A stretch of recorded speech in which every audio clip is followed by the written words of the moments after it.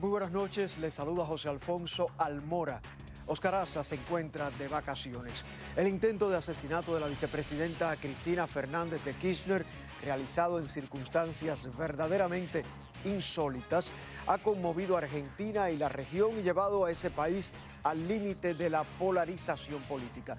El grave incidente ocurrido en medio de una multitud a las puertas de la residencia o de las dos veces mandataria ocurre tras 2 semanas de agitación por la apertura de un proceso judicial por acusaciones de corrupción que se suma a un largo prontuario de demandas contra la viuda de Néstor Kirchner. El presidente Alberto Fernández, aliado y rival de Cristina, alternativamente decretó de inmediato este viernes como día feriado para, según sus palabras, permitir a los argentinos expresar su rechazo a la agresión con un feriado. Y así ha sido.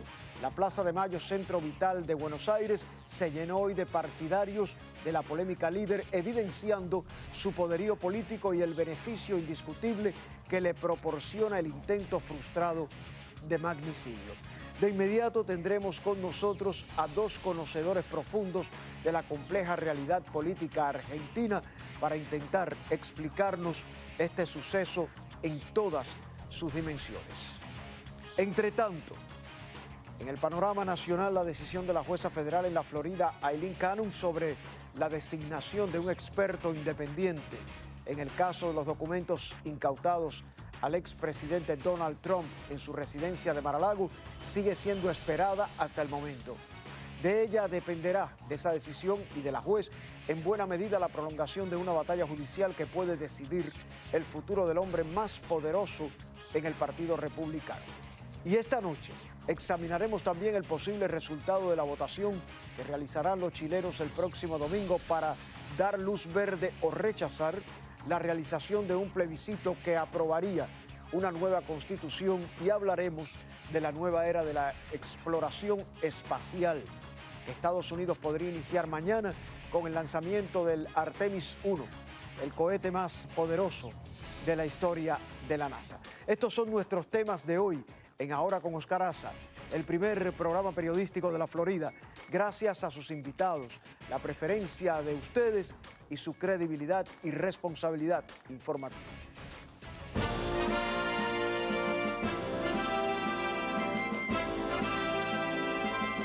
Ahora con Oscar Aza.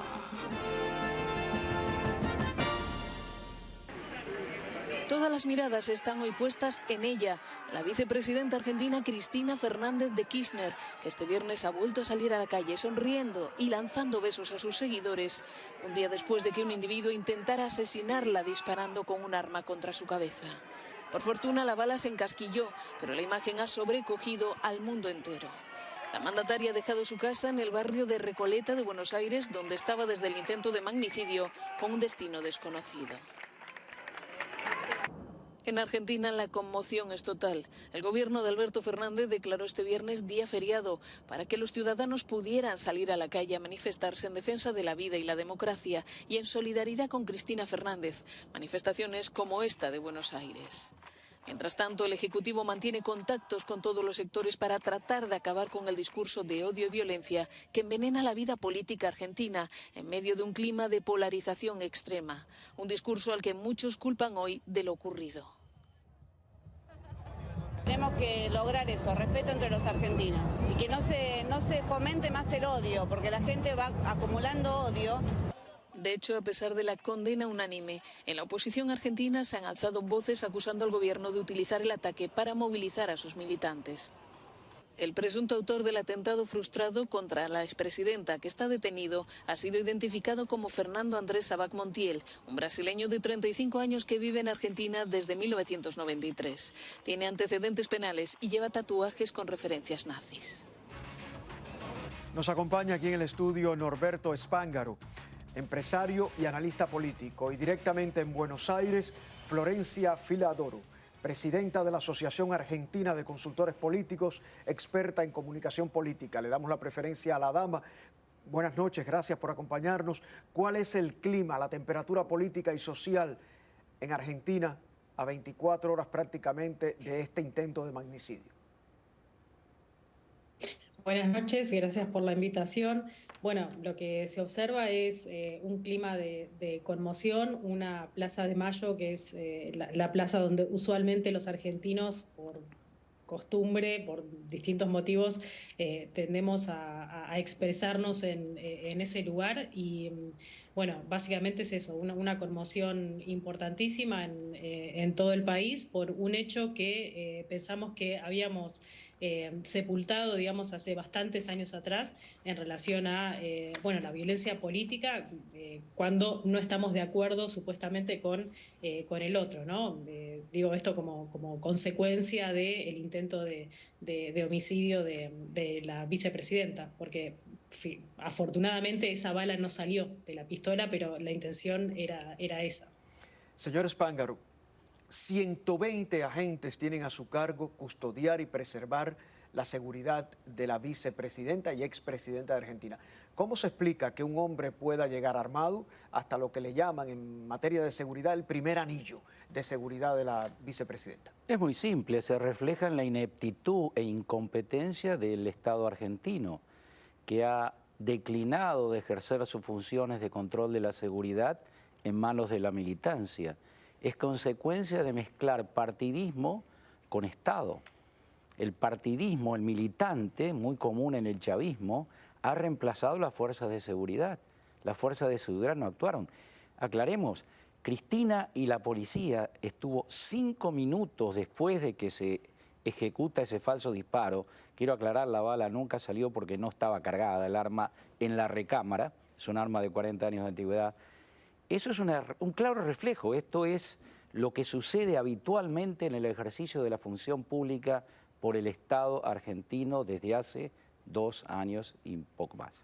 Florencia Filadoro, la vicepresidenta está en medio de un proceso judicial donde piden para ella 12 años de privación de libertad. Hay por una parte quienes afirman que esto es algo preparado, no hay evidencia ninguna, pero ¿beneficia o no políticamente a la vicepresidenta en medio de esta situación judicial este intento de magnicidio?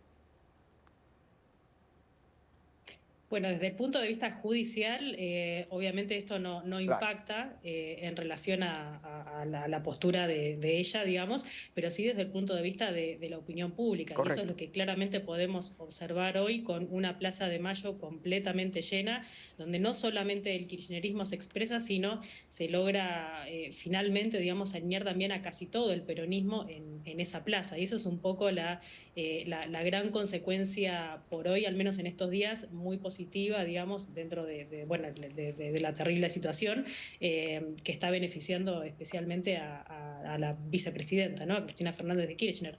Recordemos que es un espacio, el Frente de Todos es un espacio que venía muy dividido por una situación económica muy mala del país. Basta siquiera con mencionar algunos de los índices mensuales de inflación que llegamos a tener entre 7 y 8%. Se esperan índices muy malos de inflación para agosto, alcanzando una inflación anual que muy posiblemente supere el 80%. Entonces, ante esta situación totalmente caótica desde el punto de vista económico, claramente desde el punto de vista político, permite alinear, digamos, a todo el espacio del Frente de Todos, alinear al peronismo con el kirchnerismo, que se encontraban bastante divididos. El mismo análisis de su parte, Norberto Spángaro. ¿Cómo se beneficia? ¿Puede beneficiarse o ya se está beneficiando la vicepresidenta Kirchner de esta situación? Sí, esta situación totalmente, para mí, aislada de todo lo que venía ocurriendo, sin ninguna duda refuerza la posición que ha tomado Cristina desde el día que fue acusada, que es politizar el evento.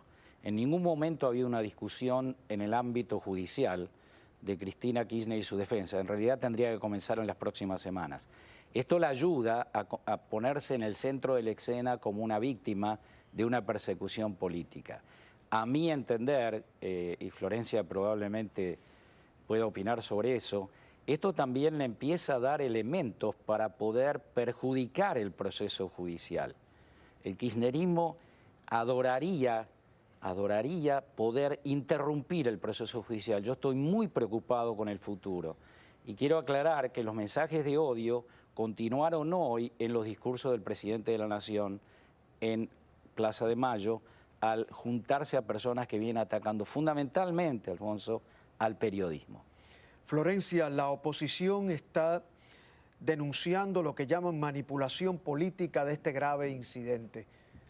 Su análisis sobre ese argumento de la oposición argentina. ¿Se está manipulando este incidente?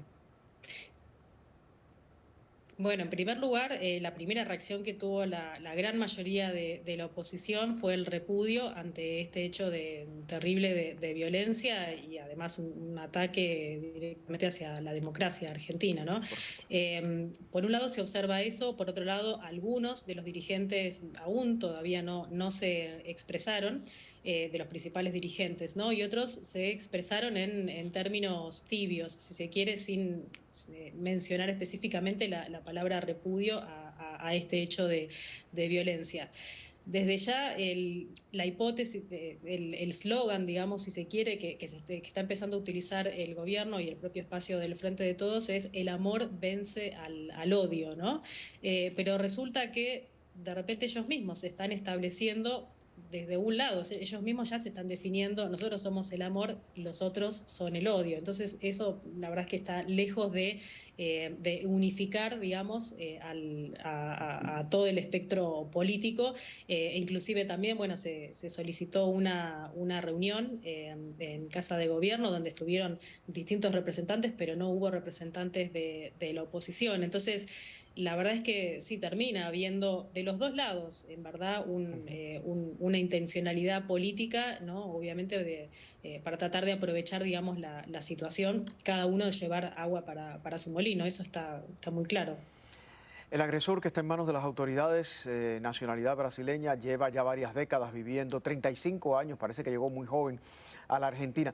Me gustaría conocer cuáles son las leyes para tenencia de armas en Argentina. ¿Son similares a Estados Unidos o no? Son similares. Las armas se pueden adquirir, hay que registrarlas, deben ser registradas, pero estas armas, él mismo o amigos han declarado, se compran en el mercado paralelo.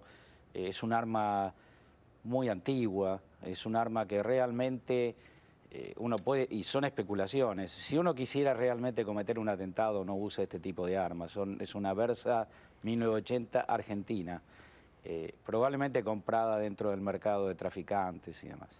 Florencia, ¿qué podemos esperar en las próximas horas a manera de resumen durante este fin de semana? ¿Algún evento consecuente a esta situación? Bueno, la justicia está investigando, de hecho hace poco terminaron de realizar un primer cuestionario, digamos, al imputado, así que, bueno, estamos obviamente todos esperando, básicamente, si esto se trató de un hecho aislado, de una persona que no estaba en sus cabales, o si lo estaba y tenía la intencionalidad, pero lo hizo de manera aislada, o si se trata de alguna especie de operación o conspiración que, honestamente, por lo que se observa y se percibe en los medios, no pareciera ser esta la segunda posición, ¿no? Así Gracias. que, bueno, en principio eso, y para la próxima semana, obviamente el oficialismo va a intentar seguir continuando, digamos, con este tipo de discursos de supuesta unidad, pero que a su vez son medio grises en relación a esto de el amor vence al odio, ¿no? Como eslogan principal. Gracias a ambos por acompañarnos desde Buenos Aires y aquí en el estudio. Esta noche al volver tendremos las reacciones al discurso del presidente Joe Biden, en el que acusó a los seguidores de Trump de avivar la violencia política. Pero antes, Moscú cierra el grifo de gas a Europa de forma indefinida el mismo día en que el G7, el grupo de los 7, anunció su intención de poner tope al precio del petróleo ruso.